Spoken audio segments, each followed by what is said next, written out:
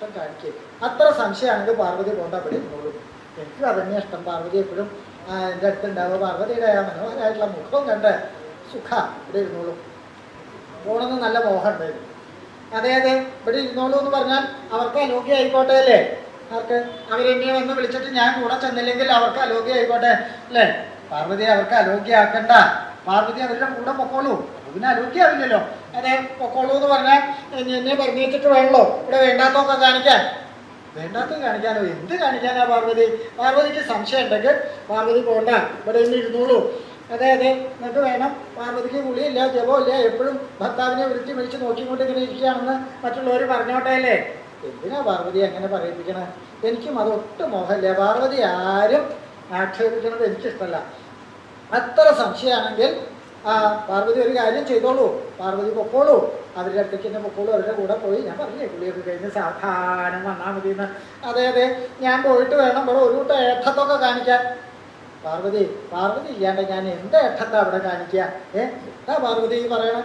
എനിക്കറിയാം എന്നോട് ഇങ്ങനെയൊക്കെ പറയും. എന്നാ പാർവതി പോണ്ട, ഞാൻ പറഞ്ഞില്ലേ ഇവിടെ ഉണ്ടാവുന്നതാണ് എനിക്ക് സമ്മതമായിട്ടുള്ളത്, ഇഷ്ടമായിട്ടുള്ളത്. ഇവിടെ തന്നെ ഇരുന്നോളൂ പാർവതി. അതെ അതെ എന്നിട്ട് വേണം എന്നെ മറ്റുള്ളവർ കളിയാക്കാൻ വേണ്ടിയിട്ട് പാർവതിക്ക് കുളിയില്ല, ജപമില്ല, മുഷ്ടി ഇങ്ങനെ ഇരിക്കുകയാണെന്ന് പറഞ്ഞോട്ടെ അല്ലേ? ഏയ് അങ്ങനെ പറയിപ്പിക്കണ്ട. പാർവതി പൊക്കോളൂ. ഞാൻ പോയിട്ട് വേണം മറ്റുള്ളവരായിട്ട് നീ പിന്നെ എന്താ പറയുക?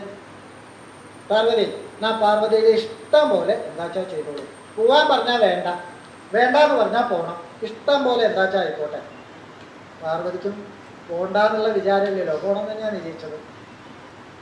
പുറപ്പെടാൻ തീർച്ചയായിട്ടും. അപ്പോഴാണ് ആലോചിച്ചത്, അല്ല ഇപ്പം ഞാൻ പോയാലും വേറെ ആരെങ്കിലും ഇവിടെ ഉണ്ടായാൽ മതി. ഇതിപ്പോൾ മറ്റുള്ളവരുടെ മുമ്പിൽ വെച്ച് പറ്റുന്ന ഒരു കാര്യമല്ലല്ലോ. ആണോ? ഇങ്ങനെയൊന്നും പതിവില്ല അല്ലേ? ഇപ്പൊക്കെ അങ്ങനെ ധാരാളമായിട്ട് തുടങ്ങിയിട്ടുണ്ടെന്ന് കേട്ടിട്ടുണ്ട്. അവനവൻ്റെ ആയാലും മറ്റു നാലാളെ കാണിച്ചാലേ സന്തോഷമാവുള്ളൂ എന്നുള്ള ആൾക്കാരൊക്കെ ധാരാളമുള്ള കാലല്ല അല്ലേ? അതിനുള്ള മാർഗങ്ങളുണ്ട്. കയ്യിൽ തന്നെ ഉണ്ട്, എല്ലാവരെയും ഉണ്ടല്ലേ? ഇപ്പം അങ്ങനെയാണല്ലോ. ആ കയ്യിലുള്ള സാധനമാണല്ലോ കാണിപ്പിക്കുക അല്ലേ? എന്താണോ അന്യര് കാണാണ്ട വേണം നിരീക്കണത് അതൊക്കെ ആദ്യം അന്യര കാണാം. അവനവനെ അറിഞ്ഞില്ലാച്ചാലും മറ്റവരെ അറിയിക്കും. അങ്ങനെയുള്ള കാലമാണ്. അപ്പോൾ സ്വതേ അങ്ങനെയല്ലല്ലോ. അപ്പോൾ ആരെങ്കിലും ഉണ്ടായാൽ മതി, താൻ തന്നെ വേണമെന്നില്ല. ആദ്യമൊക്കെ പറ്റിയൊരാളെ ഏൽപ്പിക്കുക. അപ്പോഴാ അവിടെ സുബ്രഹ്മണ്യൻ ഒരു ഭാഗത്തുണ്ട്. അദ്ദേഹം ഗണനവിദ്യയുടെ കർത്താവാണ്, ജ്യോത്സ്യം. അപ്പോൾ ഒരു ഭാഗത്ത് പലകയൊക്കെ വെച്ച് കവിടിയൊക്കെ നിർത്തി വാരണം കോരണം ചക്കിലിട്ടാട്ടണം തലയിൽപ്പെട്ട് ഗണിക്കുക. ആരാ അത്? ഉണ്ണി സുബ്രഹ്മണ്യനല്ലേ? അതെ അമ്മേ ഞാനാ. എന്താ ഉണ്ണി അവിടെ ചെയ്യണത്? അമ്മേ ഞാൻ ഗണിക്കുക. അതെയോ? എന്നാ ഒരു കാര്യം ചെയ്തോളൂ, അച്ഛൻ്റെ അടുത്ത് പോയി ഇരുന്ന് ഗണിച്ചോളൂ. വല്ല സംശയം ഉണ്ടെങ്കിൽ ചോദിക്കാലോ, പേര് തീർക്കാൻ പറ്റും. കേട്ടപ്പോൾ ശരിയാ തോന്നി. കവിടിയൊക്കെ വാരി സഞ്ചിയിലാക്കി കക്ഷത്തിൽ വെച്ച് പലക എടുത്തു. ഭഗവാന്റെ അടുത്ത് ചെന്നു. പലക വെച്ച് കവിടി ചൊരിഞ്ഞ് വാരണം കോരണം നിരത്തി തുടങ്ങി. ഇതുകൊണ്ടായില്ല, ഇവൻ ഈ കിഴക്കൊമ്പനായിരുന്ന അവിടെ എന്ത് നടന്നാലും അറിയില്ല. ഇനിയിപ്പോൾ ഒരാളെ ഏൽപ്പിക്കുക. അപ്പോഴാണ് ഒരു ഭാഗത്ത് ഭദ്രകാളി അവിടെ നിൽക്കുന്നുണ്ടായില്ല. ആരാ അത്? കാളിയല്ലേ? അതെ ഒരു കാര്യം, അമ്മ അപ്സര സ്ത്രീകളുടെ കൂടെ മാനസരസിലേക്ക് പോവാ. അച്ഛൻ്റെ അടുത്ത് ചെന്ന് നിൽക്കണം, ഉണ്ടാവണം. എന്തെങ്കിലും വല്ല വെള്ളം കുടിക്കാനൊക്കെ ചോദിച്ചാൽ വിളിച്ചാൽ കേൾക്കാൻ ആരെങ്കിലും വേണ്ടേ? പെൺകുട്ടികളായ കുടുംബത്തിലെ കാര്യമൊക്കെ ഇടയ്ക്ക് നോക്കണ്ടേ? ചെല്ലു, അച്ഛൻ്റെ അടുത്ത് പോയി നിൽക്കൂ, അവിടെ ഉണ്ടാവണം. അമ്മ പറഞ്ഞപ്പോൾ സംശയമൊന്നുമില്ല. കാളി അവിടെ വന്ന് നിന്നു. ദിഗംബരി അവിടെ ചെന്ന് നിറഞ്ഞു നിന്നു. എന്തിനാന്നില്ല, അമ്മ നിൽക്കാൻ പറഞ്ഞു, നിന്നു, അത്രയേ ഉള്ളൂ. ഇതുകൊണ്ടൊന്നും ആയില്ല, ഇത് കണ്ണൂരിക്കാൻ ഉടനതൊക്കെയാണ്. വിശ്വസിച്ച് ഏൽപ്പിക്കാൻ പറ്റിയ ഒരു വിദ്വാനേ ഉള്ളൂ. ആ വിദ്വാനെ കാണാനുമില്ല എവിടെ. അപ്പോഴാ വെല്ലുണ്ണി ശ്രീ മഹാഗണപതി ഒരു ഭാഗത്തുണ്ട്. വെല്ലുണ്ണി ഇവിടെ വരൂ. എന്താ അമ്മ, എനിക്ക് വല്ലതും തിന്നാൻ തരാമെന്ന് എന്നാണോ? ഈ ഒരു വിചാരം മാത്രമേ ഉള്ളൂ. അല്ല അമ്മ, എനിക്ക് നല്ല വിശപ്പുണ്ട്, അതുകൊണ്ടാണ് പറഞ്ഞത്. തിന്നാനൊന്നും അല്ല. അമ്മ കുളിക്കാൻ പോവാ. എനിക്കിപ്പോൾ കുളിക്കാൻ ഒന്നും വരുന്നില്ല ഞാൻ. അതല്ല, എന്നെ കുളിപ്പിക്കാനല്ല, അമ്മയുടെ കുളി കഴിഞ്ഞ് വരുവോളം അച്ഛൻ്റെ അടുത്ത് ഉണ്ടാവണം. അച്ഛൻ്റെ അടുത്തോ? അതെന്താ, അവിടെ വല്ലതും ഉണ്ടാക്കി വെച്ചിട്ടുണ്ടോ കഴിക്കാൻ? ഈ കഴിക്കാനൊരു വിചാരം മാത്രമേ ഉള്ളൂ. അമ്മയ്ക്ക് എൻ്റെ സമ്പ്രദായം അറിയാലോ. എനിക്ക് നല്ല വിശപ്പുണ്ട്. ഞാൻ വെറുതെ കളവ് പറയല്ല. അമ്മയ്ക്ക് വിശന്നിട്ട് വയ്യ, അതുകൊണ്ടാണ് ഞാൻ ഇന്ന് നല്ലോണം തന്നിട്ടുണ്ട്. ഉണ്ണി കളവ് പറയരുത്. അല്ല അമ്മ, അത്ര അധികം ഒന്നും തന്നിട്ടില്ല. എൻ്റെ ഇപ്പോൾ ഒരു 10,000 കൊട്ടത്തേങ്ങ, ഒരു 1000 പഴക്കൊല, പിന്നെ ഒരു 5000 കുളം മലര്, ഒരു 2000 നാഴി അരിയുടെ അട ഉണ്ടാവും. ഇത്രയൊക്കെ തന്നുള്ളൂ. ഒരു 1000 കെട്ട് കരിപ്പും ഉണ്ട്. അതിപ്പോൾ ഇന്നലെ ഒന്നും നിശ്ചയം കേട്ടോ. ഇത്രയൊക്കെ ഉള്ളൂ. എനിക്ക് വിശന്നിട്ട് വയ്യ അമ്മ. ഇത്രയും കഴിച്ചിട്ടാ വിശക്കുന്നു. അമ്മ എനിക്ക് വിശപ്പുണ്ട്. ആട്ടെ, എന്നാൽ ഒരു കാര്യം ചെയ്യും, ഇവിടെ വരും, അമ്മയുടെ കുളി കഴിഞ്ഞ് വരുവോളം അച്ഛൻ്റെ മടിയിലിരുന്നാൽ 1000 നാഴി അരി കൊണ്ട് അപ്പം ഉണ്ടാക്കി തരാം. അമ്മേ ആ അപ്പം ഇപ്പം ഉണ്ടാക്കി തന്നിട്ട് അങ്ങ് പൊക്കോളൂ. എന്നാൽ അച്ഛൻ്റെ മടിയിലിരുന്ന് ഇങ്ങനെ അപ്പം തിന്നാൻ എന്തൊരു സുഖമായോ. അമ്പട കഴിയുമ്പോൾ അത് വേണ്ട, കാര്യം കഴിഞ്ഞാലേ തരൂ. അപ്പോഴെങ്കിലും കിട്ടൂലോ എന്ന് ചോദിച്ചു. ആ പറഞ്ഞു.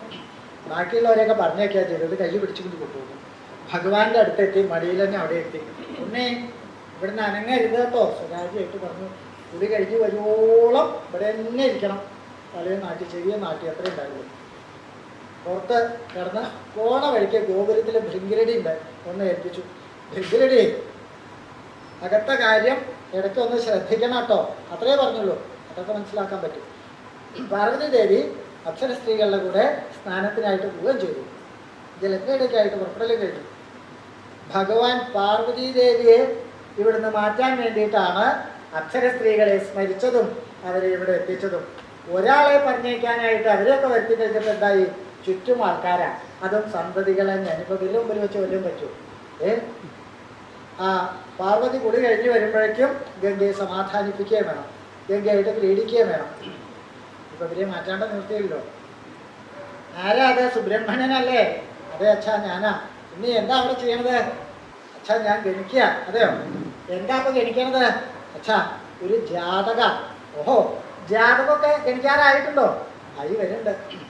ആട്ടെ, ആരുടെ ജാതക ഉണ്ണി ഗണിക്കണത്? അച്ഛാ അത് പറയൂ കേക്കട്ടെ, ആരുടെ ജാതകമെന്ന് അറിയട്ടെ. അച്ഛാ അച്ഛൻ്റെ ജാതകം തന്നെയാണ് ഗണിക്കണത്. അച്ഛൻ്റെ ജാതകേ പുത്രനെ സ്വതേ മക്കളുണ്ടായി കഴിഞ്ഞാൽ അച്ഛൻ ജ്യോത്സ്യനാണെങ്കിൽ സ്വയം ഗണിക്കുക, അല്ലെങ്കിൽ മറ്റുള്ളവരെ കൊണ്ട് ഗണിപ്പിക്കും. ഇത് അച്ഛൻ്റെ ജാതകം പുത്രനാ ഗണിക്കുന്നത്. ആട്ടെ ഉണ്ണി, എൻ്റെ ജാതകം ഗണിച്ചു കഴിഞ്ഞോ? ആട്ടെ, എന്താ അതിൻ്റെ ഫലം? അച്ഛാ ഞങ്ങൾക്ക് ദോഷഫലം ആദ്യം പറയണമെന്നാ, എന്നിട്ടേ ഗുണഫലം പറയാൻ പാടുള്ളൂ എന്നാണ്. ഈ ജാതകം വായിക്കുമ്പോൾ അങ്ങനെയാണ്. ദോഷം ആദ്യം പറയണം, എന്നിട്ടേ ഗുണം പറയും. ഓ ആയിക്കോട്ടെ, എൻ്റെ ജാതക ദോഷം എന്താണെന്ന് വെച്ചാൽ അറിയണത് നല്ലതാണല്ലോ. വല്ല പരിഹാരം ഉണ്ടെങ്കിൽ നേരത്തെ തന്നെ അറിഞ്ഞാൽ അത് ചെയ്യാലോ. ആട്ടെ ഉണ്ണി, എന്താ എൻ്റെ ജാതകത്തിൽ കാണുന്ന ദോഷം? പക്ഷെ അത് വേണ്ട. അതെ അതന്നെയാണ് എനിക്ക് മോഹം, ദോഷം വേണ്ടാന്ന് തന്നെയാണ്. പക്ഷെ ദോഷഫലം ഉണ്ടെന്ന് ഉണ്ണിയാണല്ലോ പറയണത്. അല്ല അത് പറയണ്ട.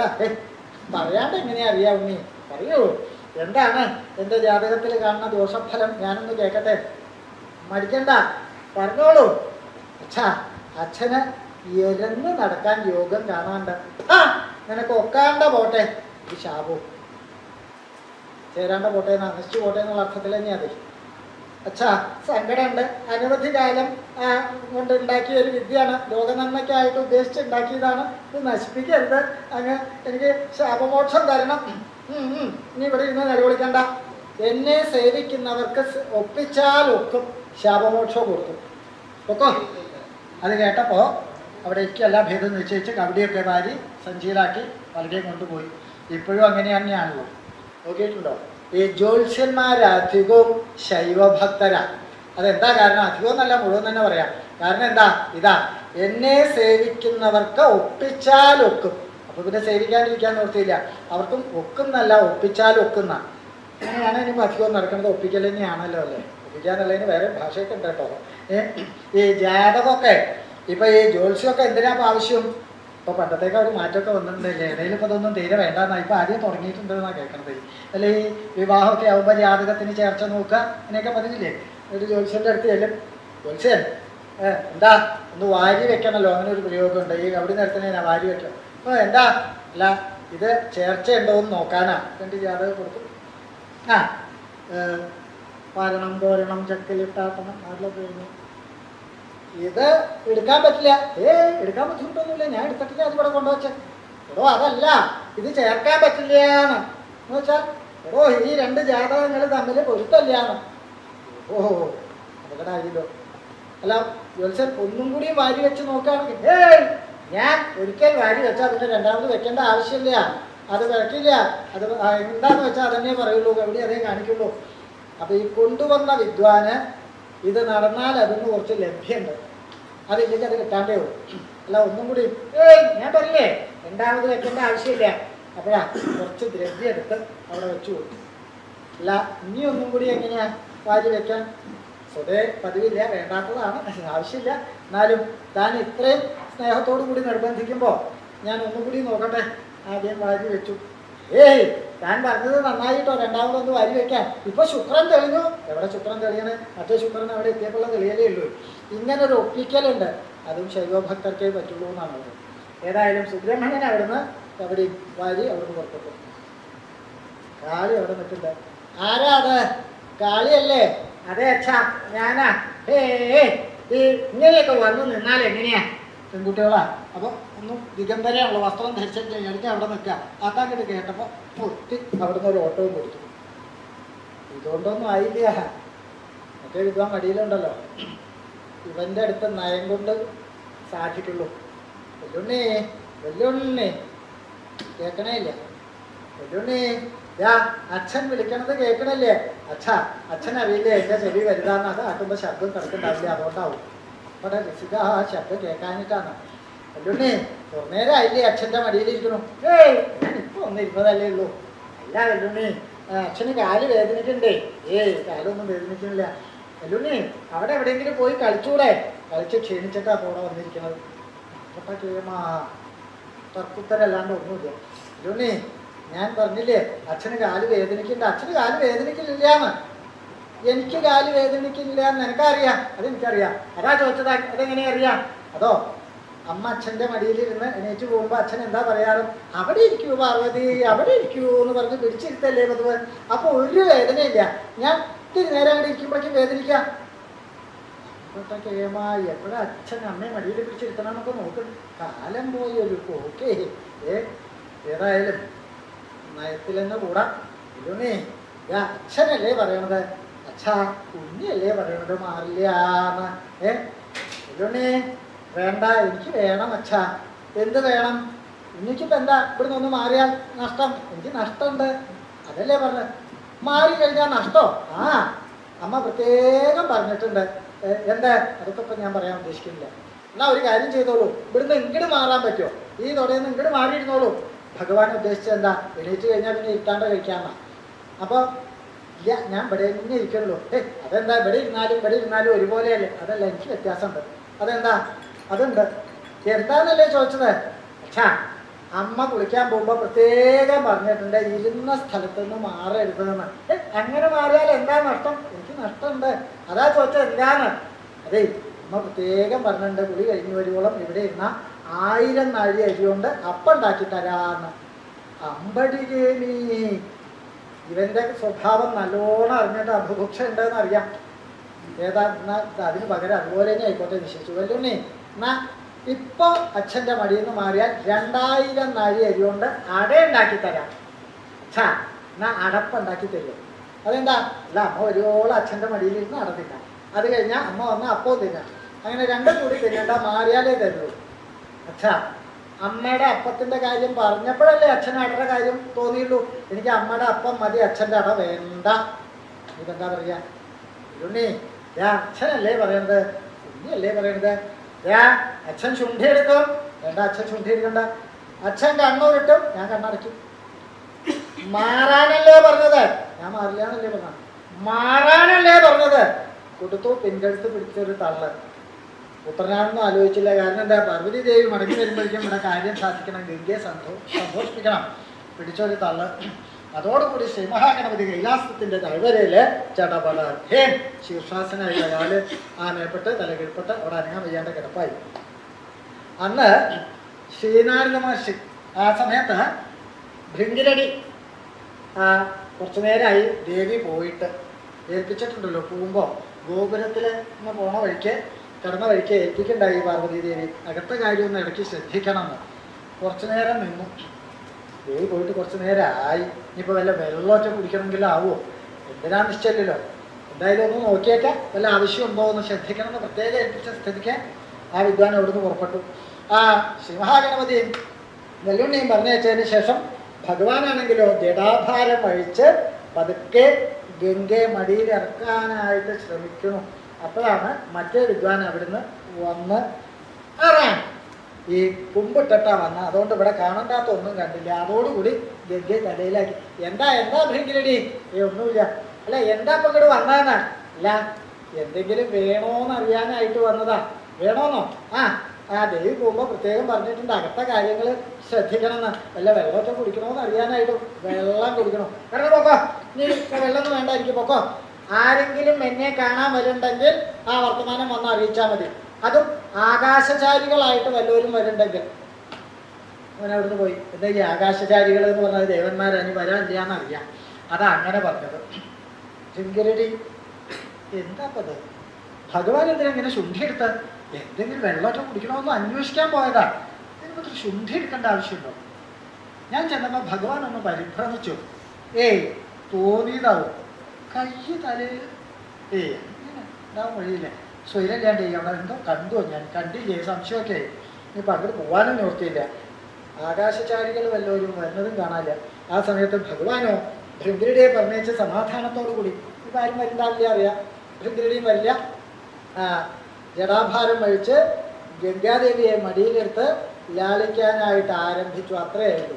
അപ്പോഴാ ഭൃംഗിരടി അവിടെ ഒരാളെയും കാണാനില്ല. അല്ലെങ്കിൽ ഏതെങ്കിലും മാറ്റിയന്മാർ വരുന്നുണ്ട്.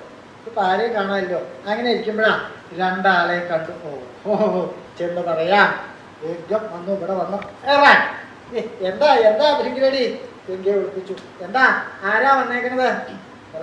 രണ്ടാൾക്കാര് തൃപ്പാദം കണ്ട് ഇരിക്കാൻ ഇവിടെ കൊണ്ടിട്ടുണ്ട്. ആരാ അത്? അശ്വതി ദേവകളാണോ? അവരല്ല. പിന്നെ ആരാ? രണ്ട് കൊതുക്. കൊതും ഈച്ചയൊക്കെ അല്ല, അവര് ആകാശത്തു കൂടെ മോളി സ്തുതിഗീതൊക്കെ ആലപിച്ച് വരിക തോന്നി. അത് പറഞ്ഞു തന്നേയുള്ളൂ. നടന്നു പോ. ഇനിയിപ്പോൾ ആര് വന്നാലും ഇവിടെ വരണ്ട. അവിടെ നിന്ന് വല്ല ശബ്ദം ഉണ്ടാക്കിയാൽ മതി. ഇവിടെ വരണ്ട പറഞ്ഞേച്ചു. ഗംഗാ ഭഗവതി ആദ്യം എടുത്തു. ലാളിക്കാൻ ആരംഭിച്ചു. എന്താ അതവിടെ? ആരുമില്ല. പിന്നെ എന്താ ശബ്ദം? കഫത്തിന്റെ അസ്ഥിതയോ? നടന്നു പോ. നീ കുറച്ച് നേരത്തേക്ക് ഈ ഭാഗത്ത് തന്നെ വേണ്ട. ഭൃംഗിരടി. അപ്പൊ ഭൃംഗിരടിക്കും ചില കാര്യമൊക്കെ മനസ്സിലായി. എന്താ? ദേവി വെറുതെ അല്ല പറഞ്ഞു പോകുന്നത്. ഭഗവാന് രണ്ട് തലയുണ്ടോന്നൊരു സംശയം. ഒരു തലയെ സ്വതയുള്ളൂ. അത് മറിക്കാനുള്ള എന്തോ വിദ്യ. അത്രയൊക്കെ കണ്ടുള്ളൂ. ഒരു തല വേറെ കണ്ടു. അത്രയൊക്കെ ഉണ്ടായുള്ളൂ. ഇനി ഏതായാലും അകത്തേക്ക് കയറാനും നോക്കിയില്ല. ശകാരം കിട്ടിയപ്പോൾ അവിടെ മാറിപ്പോയി. ഭഗവാനാണെങ്കിലോ ജടാഭാരം വഹിച്ച് ഗംഗാദേവിയെ മടിയിൽ വെച്ച് ലാളിക്കാനായിട്ട് ആരംഭിച്ചു. പേടിക്കാൻ വിസ്തരിക്കുന്നില്ല കേട്ടോ. എങ്ങനെയാണ് മനസ്സുകൊണ്ട് ആലോചിച്ചാൽ മതി അല്ലേ? ഈ പ്രായക്കായ അതാണല്ലോ. ഏതോ അങ്ങനെ നമുക്ക് ഇഷ്ടമുള്ള ആളാണ്. ഇപ്പോൾ മനസ്സുകൊണ്ട് ആലോചിക്കാൻ പറ്റുള്ളൂ. കാരണം പറഞ്ഞു കേൾക്കണേക്കാൾ രസികത്വം മനസ്സുകൊണ്ട് ആലോചിക്കുക. പറഞ്ഞാൽ അതിൻ്റെ സൗന്ദര്യം നഷ്ടപ്പെടുക. അപ്പോൾ അത് എങ്ങനെ ഓരോരുത്തർക്കും വ്യത്യസ്ത ഇഷ്ടമാവും. അപ്പോൾ അവനവൻ്റെ ഇഷ്ടപ്രകാരം എങ്ങനെയാണെന്ന് വെച്ചാൽ അതങ്ങോട്ട് ആലോചിക്കാവും ഭംഗി. ആ സമയത്ത് ശ്രീനാരദ മഹർഷി ഭഗവാനെ കാണാനായിട്ട് പുറപ്പെട്ട ദിവസം. യോഗസഞ്ചാരിയാണല്ലോ അദ്ദേഹം. സത്യലോകത്തിൽ പോയി ബ്രഹ്മാവിനെ കാണും. വൈകുണ്ഠത്തിൽ പോയിട്ട് ശ്രീനാരായണനെ കണ്ട് വന്ദിക്കും. അങ്ങനെ കൈലാസത്തിലേക്കും എത്താറുണ്ട്. അന്ന് കൈലാസത്തിൽ പുറപ്പെട്ട ദിവസമാണ്. ഗോപുരത്തിലെത്തി. വീണയിൽ ശ്രുതിയൊക്കെ ഇട്ട് നാമം ജപിച്ച നാരായണ നാരായണ നാരായണ. ഗോപുരത്തിലെത്തിയപ്പോൾ അവിടെ ഭൃംഗിരടി അവിടെ കണ്ടു. അകത്തായിട്ട് ലോക്യം ചോദിച്ചു, ഭൃംഗിരടി ഇപ്പോൾ അകത്ത് ചെന്നാൽ വന്ദിക്കാൻ പറ്റിയ സമയമല്ലേ? തൃപ്പാദം കണ്ട് വന്ദിക്കാൻ പറ്റിയ സമയമല്ലേ? അതായത് ഇപ്പോൾ അകത്ത് ചെന്നാൽ തൃപ്പാദമല്ല മുഴുവൻ തന്നെ കണ്ട് വന്ദിക്കാൻ പറ്റിയ സമയം. അങ്ങോട്ട് ചെല്ലാം. അപ്പം ആലോചിച്ചു, എന്താ ഇങ്ങനെ പറയണം? മുഴുവൻ തന്നെ നാരദ മഹർഷിയല്ലേ? ഭഗവാൻ തന്നെയാണല്ലോ അദ്ദേഹവും. അറിയാത്ത ചിന്തിച്ചപ്പോൾ കാര്യം മനസ്സിലായി. അമ്പടാ, ഇതാണ് അകത്ത് നടക്കണതല്ലേ? ദേവിയെ ഇവിടുന്ന് മാറ്റി ഇതാണ് പ്രയോഗമല്ലേ? ഏതായാലും ഇപ്പം ചെന്ന് ഇനിയിപ്പോൾ ശല്യപ്പെടുത്തണ്ട. ഇനി കൈലാസത്തിന് വലം വെച്ചാലും ഫലം ഒരുപോലെയാണല്ലോ. നേരെ കൈലാസത്തിന് വലം വെച്ചുകൊണ്ട് നാമം ജപിച്ചുകൊണ്ട് സഞ്ചരിച്ചു തുടങ്ങി. നാരായണ നാരായണ. അപ്പോൾ ശ്രീമഹാഗണപതി ഇത് കേട്ടു. ശ്രീനാരദ മഹർഷിയുടെ ശബ്ദം, വീണയുടെ ശബ്ദം, നാമജപം. ആരാ അത്? നാരദ മഹർഷിയല്ലേ? ആരാത്? നാരദ മഹർഷിയല്ലേ? ഞാൻ പെടയാണ്. പെടെ നോക്കിയപ്പോൾ താഴത്തേക്ക് നോക്കിയപ്പോൾ അവിടുന്ന് ശബ്ദം. അല്ല വല്ലുണ്ണി, ഇത് എന്ത് കഥ? അതൊക്കെ ഞാൻ പറയാം. എന്നെ ഒന്ന് സഹായിക്കോ? ഞാൻ എന്താ ചെയ്യണ്ടേ? എന്നെ ഒന്ന് കൈ പിടിച്ച് അന്വേഷിച്ചാൽ മതി. ശിവ, ഞാൻ ഉണ്ണിയുടെ കൈ പിടിക്കാൻ പുറപ്പെട്ടാൽ ഞാനും കൂടി ഉരുണ്ട് വീഴല്ലേ ഉണ്ടാവുള്ളൂ. അത് ഞാൻ മനസ്സിലെത്തിക്കോളാം. വീഴ്ത്താനോ അല്ല വീഴാണ്ടിരിക്കാൻ ഞാൻ മനസ്സിലെത്തിക്കോളാം. ഒന്ന് സഹായിച്ചാൽ മതി. കൈയൊക്കെ പിടിച്ച് എണീപ്പിച്ചു നിർത്തി. ഇതെങ്ങനെ, എന്ത് കഥ? എങ്ങനെ വന്നു ഭവിച്ചു? ഇവിടെ ഭവിച്ചതല്ല, ഭവിപ്പിച്ചതാ. ഭവിപ്പിക്കേ? അച്ഛൻ ഉന്തിയിട്ടതാ. അച്ഛൻ ഉന്തിയിടേ. ഇവളൊക്കെ ആകുമ്പോൾ കഴിക്കുമ്പോൾ അന്യോന്യം ഉന്തിയിടും. അച്ഛൻ പുത്രനെ ഉന്തിയിടാ. കാര്യമൊക്കെ പറഞ്ഞു. അതെ, അച്ഛനാണെങ്കിലും പുത്രനാണെങ്കിലും സമയവും സന്ദർഭമൊക്കെ അനുസരിച്ച് വേണം ചെല്ലാൻ. ഇനി കുറച്ച് നേരത്തേക്ക് അങ്ങോട്ട് പോകണ്ട. കുറച്ച് നേരത്തേക്ക് അല്ലെങ്കിൽ ഇപ്പോൾ കുറച്ച് ദിവസം തന്നെ ഞാൻ ആ ഭാഗത്തേക്ക് പോകാൻ ഉദ്ദേശിക്കുന്നില്ല. പക്ഷെ ഒരു കാര്യം ചെയ്യുമോ? എന്താ, അമ്മ കുളിക്കാൻ പോകുമ്പോൾ പ്രത്യേകം പറഞ്ഞിരുന്നു അച്ഛൻ്റെ മടിയിൽ നിന്ന് മാറരുത് എന്ന്. അത് ഞാൻ മാറാണ്ടിരുന്നതാ. അപ്പോൾ മാറിയത് എൻ്റെ കുറ്റം കൊണ്ടല്ല, അച്ഛൻ ഉന്തിയിട്ടുകൊണ്ടാണ്. അതുകൊണ്ട് പറഞ്ഞ 1000 നാഴി അരിയുടെ അപ്പം തരാണ്ടിരിക്കരുത്, അതൊന്ന് തരണമെന്ന് പറയുമോ? ഓ, ഞാനത് പറഞ്ഞോളാം കേട്ടോ. അവിടുന്ന് പുറപ്പെട്ടു. അപ്പോഴാണ് ആലോചിച്ചത്, കലഹപ്രിയനാണല്ലോ നാരദ മഹർഷി. ഭഗവാനും ദേവിയും കൂടി ഇതുവരെ കലഹിക്കുന്ന കണ്ടിട്ടില്ല. ആത്ത എങ്ങനെ ഇരിക്കും എന്നൊന്ന് അറിയണം എന്നൊരു തോന്നല്. മാനസരസിൻ്റെ അടുത്തേക്ക് യാത്ര, നാമജപത്തിൻ്റെ സമ്പ്രദായം ഒന്ന് മാറ്റി. ഞാനിന്ന് കൈലാസത്തിൽ പോയതുമില്ല. നാരായണ നാരായണ നാരായണ നാരായണ. അവിടെ ചെന്നപ്പോൾ ഭൃങ്കരന് പാദം കണ്ട് ബന്ധിക്കാൻ അവസരമില്ല എന്ന് പറഞ്ഞതുമില്ല. നാരായണ നാരായണ നാരായണ. ഇങ്ങനെയാക്കി സമ്പ്രദായം ഒന്ന് മാറ്റി. മാനസരസിൻ്റെ അടുത്തെത്തി. അപ്പോൾ ഈ ശബ്ദം ദൂരെ നിന്ന് കേട്ടു പാർവതി ദേവി. നാരദൻ്റെ ശബ്ദമാണല്ലോ. നാമജപത്തിനൊരു സമ്പ്രദായ മാറ്റം ഉണ്ടല്ലോ. കൈലാസത്തിൽ പോയില്ലാന്നോ? അപ്പോൾ കൂടെ ഇതിനപ്പോൾ ഇങ്ങനെ പറയണത്. അത് കഴിഞ്ഞപ്പോൾ തൃപ്പാദം കണ്ടു ബന്ധിക്കാൻ അവസരമില്ലാന്ന്, ഭൃങ്കിന് അവസരമില്ല എന്ന് പറയും. എന്തൊക്കെ അദ്ദേഹം പറയണത്? അത് കഴിഞ്ഞ് പിന്നത്തെ കേട്ടു. തലയിലമ്മ മടിയിലിറങ്ങിയത് ഞാൻ ഒട്ടറിഞ്ഞതുമില്ല. നാരായണ നാരായണ. അത് കേട്ടോടുകൂടി പറ്റിച്ചു. കാര്യം മനസ്സിലായി. എന്താണോ താൻ സംഭവിക്കരുതെന്ന് വിചാരിച്ചത് അത് സംഭവിച്ചു എന്ന് മനസ്സിലായി. തോർത്താനൊന്നും നിന്നില്ല. മുങ്ങി ഒഴുകാതെ ആ വസ്ത്രമൊക്കെ വാരി പിടിച്ച് നേരെ അങ്ങോട്ട് ഓടി. മറ്റുള്ളവർക്കല്ലേ ഭഗവാന്റെ അടുത്തേക്ക് അനുവാദത്തിൻ്റെ ആവശ്യമുള്ളൂ, ദേവിക്ക് അത് വേണ്ടല്ലോ. നേരെ അങ്ങോട്ട് ഓടിച്ചെന്നപ്പോൾ എന്താണോ ഭഗവാൻ പാർവതി ദേവി കാണരുതെന്ന് ഉദ്ദേശിച്ചത് അത് മുഴുവൻ പ്രത്യക്ഷമായി തന്നെ അങ്ങോട്ട് കണ്ടു. അതോടുകൂടി ഭഗവാൻ മറയ്ക്കാനൊക്കെ ശ്രമിച്ചു. പക്ഷേ കാണേണ്ടത് മുഴുവൻ കണ്ടു കഴിഞ്ഞു. അല്ലേ ഭർത്താവ്, ഉചിതമായി അങ്ങ് ചെയ്തത് ഇതന്നെയാണ് വേണ്ടത്. അങ്ങല്ലാതെ മറ്റാരുമില്ല എന്ന് വിരിയിച്ച് സദാസമയവും അങ്ങേ തന്നെ സേവിച്ച് ശുശ്രൂഷിച്ചുകൊണ്ടിരിക്കുന്ന എന്നെ അങ്ങ് വഞ്ചിക്കുകയല്ലേ ചെയ്തത്. എത്ര കാലം കഠിന തപസ് ചെയ്തിട്ടാണ് അങ്ങ് എനിക്ക് ലഭിച്ച്. ആ എന്നെ തന്നെ അങ്ങിപ്പോൾ വഞ്ചിക്കല്ലേ. അതെ, എനിക്കിപ്പോൾ ഒന്ന് മനസ്സിലായി. അങ്ങേക്ക് എൻ്റെ ആവശ്യമില്ല ഇനി ഇവിടെയെന്ന്. അവളുണ്ടല്ലോ സുഖമായിട്ട് അവളോട് കൂടി കഴിഞ്ഞോളൂ. ഞാനിത് എൻ്റെ അച്ഛൻ്റെ അടുത്തേക്ക് പോകുന്നു. ഏതായാലും അങ്ങേ ബുദ്ധിമുട്ടിക്കാനായിട്ട് വളരെ പ്രയാസപ്പെട്ടാണല്ലോ, തന്ത്രപൂർവ്വമാണല്ലോ എന്നെ ഇവിടെ മാറ്റിയത്. അതിനൊന്നും എനിക്ക് വിഷമിക്കേണ്ട ആവശ്യമില്ല. അവളോടുകൂടി അങ്ങ് സുഖമായിട്ട് കഴിയും. അങ്ങയുടെ സുഖം തന്നെയാണ് എൻ്റെ സന്തോഷം. ഞാൻ എൻ്റെ അച്ഛൻ്റെ അടുത്തേക്ക് പോകുന്നു, രാജധാനിയിലേക്ക് പോകുന്നു എന്ന് പറഞ്ഞ് സങ്കടത്തോടു കൂടി ഹിമവാന്റെ അടുത്തുനിന്ന് പോരുമ്പോൾ 2 സഖിമാർ വന്നിരുന്നു, ജയ വിജയ. അവരുടെ കൈ പിടിച്ചു. അവരോടും പറഞ്ഞു, അതേ ഇനി നിങ്ങളായിട്ട് എന്തിനാ അവിടെ നിൽക്കുന്നത്, ഒരു പൂവാ എന്ന് പറഞ്ഞ് അവരുടെ കൈയും പിടിച്ച് അവിടെ നിന്ന് പുറപ്പെടുകയും ചെയ്തു. ഭഗവാനും അതെ, പാർവതിയോടുള്ള കുറവുകൊണ്ടല്ല, മാത്രമല്ല ഗംഗയേക്കാൾ എത്രയോ ഉപരിയാണ് പാർവതിയുടെ സ്ഥാനം. എല്ലാവർക്കും അറിയാം, ഭഗവാനും അറിയാം. തൽക്കാലം ഗംഗയെ സമാധാനിപ്പിക്കാനായിട്ട് ഇങ്ങനൊരു വിദ്യ പ്രയോഗിച്ചു എന്നുള്ളൂ. അപ്പോഴും ഇങ്ങനെ സംഭവിക്കുമെന്ന് വിചാരിച്ചതുമില്ലല്ലോ. അതോടുകൂടി ഭഗവാനും സങ്കടമായി. ആ പാർവതി പോയില്ലോ, അത്രയും സങ്കടപ്പെട്ടാൽ പോയി കഴിഞ്ഞപ്പോൾ തിരിച്ചു വരുമോ തന്നെയുള്ള കാര്യം അറിയില്ല. പ്രസന്നനായിട്ട് ഭഗവാനും പാർവതി ദേവി അവിടുന്ന് സങ്കടത്തോടുകൂടി 4 അടി അങ്ങോട്ട് നടന്നേ ഉള്ളൂ. ആ സമയത്താണ് രാവണൻ ഈ പർവ്വതം എടുത്ത് അമ്മാനാടി തുടങ്ങിയത്. ദേവി നടക്കണേൻ്റെ ഇടയിൽ കുലുങ്ങി തുടങ്ങി. എന്താ ഇളകണത്? വല്ലാണ്ട് ഇളകുണ്ടല്ലോ. കുറച്ച് കഴിഞ്ഞപ്പോൾ കിട്ടിയ തലമുടിയെ കഴിഞ്ഞു. അത് ഒരു കൈ കൊണ്ട് വാരി പിടിച്ചു. അപ്പോഴേക്കും സഖിമാരുടെ കൈയൊക്കെ വിട്ടു. ഉടുത്ത വസ്ത്രം തന്നെ അഴിയുന്ന അതും പിടിച്ചു. മുട്ടോണ്ട് മാർത്ത വസ്ത്രവും താങ്ങി. കുറച്ച് കഴിഞ്ഞപ്പോൾ ആലോചിച്ചു, എന്തോ ഈശ്വരകോപമാണ്. താൻ ഭർത്താവിനെ പിരിഞ്ഞു പോകുന്നതല്ല, ഈശ്വരകോപം കൊണ്ടാവും. അദ്ദേഹത്തിനെ തന്നെ ആശ്രയിക്കാൻ നിശ്ചയിച്ച് ഓടി വന്ന് ഭഗവാനെ ആലിംഗനം ചെയ്തിരുന്നു. ഭഗവാനും അതെ പാർവതി പോയ സങ്കടത്തിലിരിക്കുകയായിരുന്നു. മടങ്ങി വരുന്നതോടുകൂടി പാർവതി ഭയപ്പെടണ്ട എന്ന് പറഞ്ഞ് പാർവതിയെ ആലിംഗനം ചെയ്തിരുന്നു. ഭഗവാൻ അതിന് മുമ്പും അതിൻ്റെ ശേഷവും പാർവതി ദേവി ആലിംഗനം ചെയ്തിട്ടുണ്ട്. രണ്ടാളും ആലിംഗനബദ്ധരായിട്ടുണ്ട്. പക്ഷെ ഇത്രയും സുഖമായിട്ടൊരു ആലിംഗനം അതിന് മുമ്പും ഉണ്ടായിട്ടില്ല, അതിന് ശേഷം ഉണ്ടായിട്ടില്ല എന്നാണ് പറയുന്നത്. എന്താ അത്ര കേമായിരുന്നു അത്. നഷ്ടപ്പെട്ടു എന്ന് വിചാരിച്ചു, പോയി എന്ന് വിചാരിച്ചു. ആ പാർവതി തിരിച്ചു വന്നു. പാർവതിയാണെങ്കിലോ തൻ്റെ ബുദ്ധിയില്ലായ്മ കൊണ്ട് അദ്ദേഹത്തിനെ ഉപേക്ഷിച്ച് പോയി. എത്ര തപസ് ചെയ്ത് കിട്ടിയതാ, അത് ആലോചിക്കാണ്ട് ക്ഷണികമായ ദേഷ്യത്തിൽ പോയില്ലോ എന്നുള്ള പാർവതി. ആ സമയത്ത് ഭഗവാനും അതെ പാർവതി ഭയപ്പെടണ്ട, പാർവതിയെ സമാധാനിപ്പിച്ചു. അപ്പോഴാണ് ഈ പർവ്വതം ഇളകുന്നത് മനസ്സിലായത്.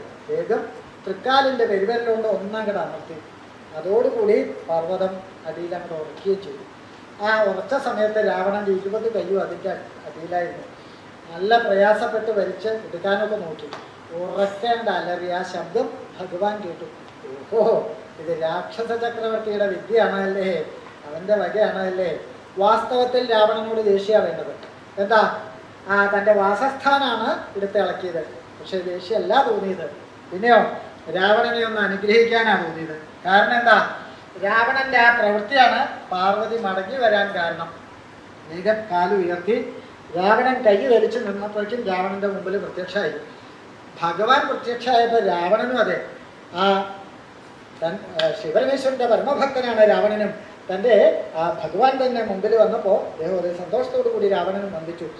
അല്ലെ രാവണൻ, നിന്റെ പ്രവൃത്തിയിൽ ഞാൻ സംപ്രീതനായിരിക്കണോ. നീയ ഇന്ന് ലോകത്തിങ്കൽ ഇനി മുതൽ രാവണൻ എന്നുള്ള പേരിൽ പ്രശസ്തനായി ഭവിക്കും. രവം കൊണ്ട് ലോകങ്ങളെ നിറച്ചവൻ എന്നുള്ള അർത്ഥത്തിൽ രാവണൻ എന്നുള്ള പേരിൽ പ്രശസ്തനായി ഭവിക്കും എന്ന് പറഞ്ഞ് ചന്ദ്രഹാസം വാളും കൽപ്പിച്ചു കൊടുത്തു. അത് മേടിച്ചു. മേടിച്ചു കഴിഞ്ഞ് ഭഗവാൻ അപ്രത്യക്ഷമായപ്പോൾ രാവണനും അവിടുന്ന് പുറപ്പെട്ടു. രാവണനും അതെ, ഇത് വിചാരിച്ചില്ല. ഭഗവാൻ ശുണ്ഠെടുത്തില്ല എന്ന് മാത്രമല്ല, ചോക്കാണ്ട് തന്നെ അനുഗ്രഹിച്ചിരിക്കണം. ഗർഭങ്ങട് വർദ്ധിച്ചു. ഗർവോട് കൂടിയിട്ടാണ് പിന്നെ അവിടുന്ന് അങ്ങോട്ട് നടന്നത്. അപ്പൊ പാർവതി ദേവിക്കൊരു മോഹം. എന്താ, രാവണന് 2 വരം കൊടുക്കണമെന്ന്. എന്താ, രാവണന്റെ ആ പ്രവൃത്തിയാണ് താൻ മടങ്ങി വരാൻ കാരണം.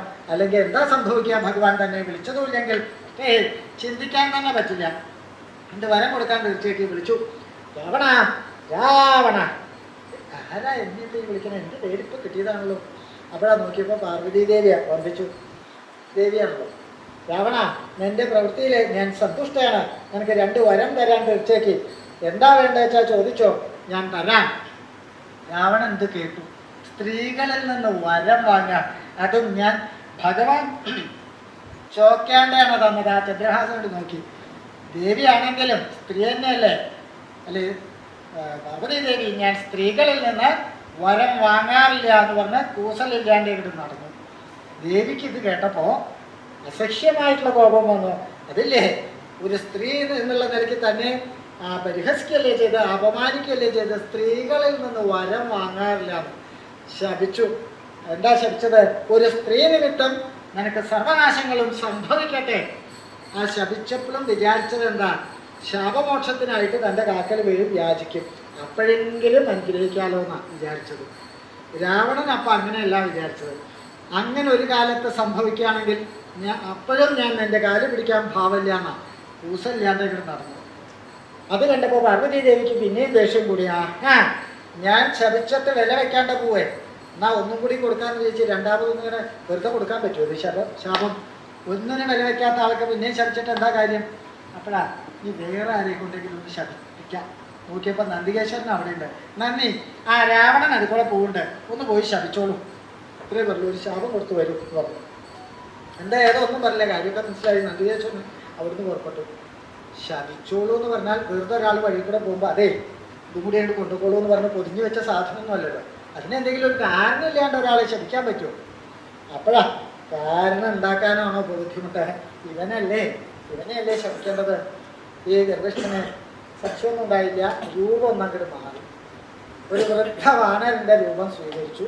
എന്നിട്ട് രാവണൻ പോകുന്ന വഴിയിൽ ഒരു മരത്തിൻ്റെ മുകളിൽ ഒരു ശാഖയിൽ ശിഖരത്തിൽ കൊമ്പിൽ വാലൊക്കെ കിഴപ്പോട്ട് തൂക്കിയിട്ട് അവിടെ നിൽപ്പായി. രാവണൻ ചോട്ടിലെത്തിയപ്പോൾ വിളിച്ചു, രാവണ, രാവണ. ആരാ പെണ്ണ്? ഇവിടെ മേപ്പെട്ട് നോക്കുക. സ്വതം നീ ഗർഭോണ്ട് മേപ്പെട്ടല്ലേ നോക്കി നടക്കാൻ, ഇങ്ങോട്ട് നോക്ക്. അപ്പോഴാ ഈ കുരങ്ങനെ വിളിക്കുന്നത്. എനിക്ക് ഈ പേരിപ്പോൾ കൽപ്പിച്ച് കിട്ടിയിട്ടുള്ളൂ. ഇവൻ്റെ ഭാവം കേട്ടാൽ ഇവൻ്റെ മടിയിൽ വെച്ചിട്ട് എനിക്ക് പേരിട്ട പോലെ രാവണ എന്നുള്ളത്. രാവണ, അതേ നിന്റെ പ്രവൃത്തിയിൽ ഞാൻ സന്തുഷ്ടനായി. നീ ഇപ്പോൾ ചില കാര്യമൊക്കെ കാണിച്ചല്ലോ, അതുകൊണ്ട് നിനക്ക് 2 വരം തരാമെന്ന് തീർച്ചയാക്കിയിട്ടുണ്ട്. എന്താ വേണ്ടത് വെച്ചാൽ ചോദിച്ചോ. അതിനാ എന്നെ വിളിച്ചത്. രാവണൻ ഇത് കേട്ടു. ഒരു കുരങ്ങൻ്റെ വരം വാങ്ങാം.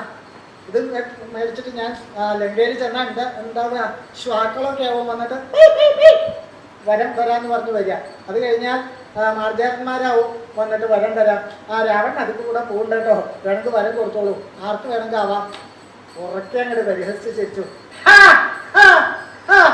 അത്രേ എഴുതി വന്നുള്ളൂ നന്ദികേശ്വരനെ. എടാ, ഒരു വാനരമൂർത്തിയായി എന്നെ കണ്ടിട്ടല്ലേ നീ ഇപ്പൊ പരിഹസിച്ചത്? അതുകൊണ്ട് ഒരു വാനരൻ നിമിത്തം നിന്റെ ലങ്കയ്ക്ക് സർവനാശങ്ങളും സംഭവിക്കട്ടെ. ശാപം.